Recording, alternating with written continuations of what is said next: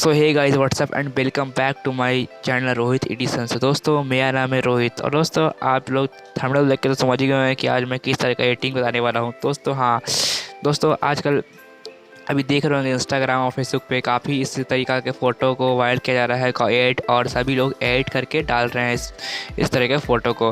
दोस्तों आज का वीडियो में मैं यही बताने वाला हूँ, यही एडिट करके बताने वाला हूँ लाइव प्रूफ कि इस फ़ोटो को कैसा एडिट करते हैं। तो दोस्तों आप भी चाहते हैं इस तरीक़े का फ़ोटो को एडिट करना, तो मेरे इस वीडियो को शुरू से लेकर लास्ट तक देखें, और अभी तक आप मेरे चैनल को सब्सक्राइब नहीं किया है तो मेरे चैनल को सब्सक्राइब कर दें। और दोस्तों वीडियो को शुरू करते हैं बिना टाइम वेस्ट किए हुए। दोस्तों पहले हम लोग बताता हूँ, पहले फ़ोटो को लेना है और उसको पिक्सआर्ट एप्लीकेशन में लेके आ जाना है।